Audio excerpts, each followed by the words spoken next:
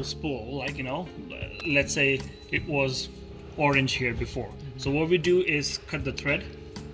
Okay, leave that much in, that much of thread in. Okay, cut the four, and then this is our new spool that we want. Put it up here, and then tie this with a knot. And then make sure that it's good knot. Otherwise, what happens while pulling, if it's not a good knot, while pulling, you might just not gone off here. Then it's a little longer procedure. So not to make that longer, we'll do this. Okay, so that way, if you see, I have done all those threads.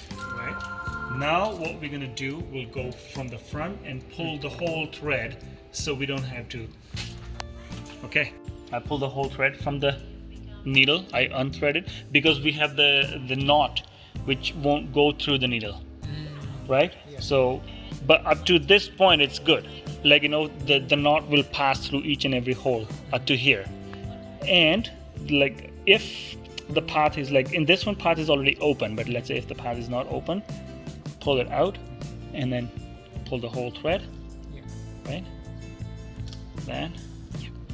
And then you see it's coming all the way up, down there. So we will need at least up to here, okay? And then trim it.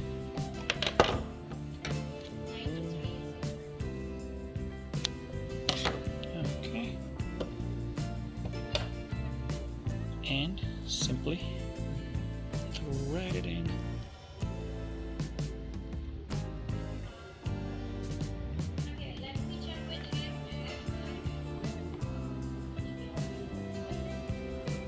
And then this is going to be so anyway, so you don't really need to push it back anyway. You can just leave it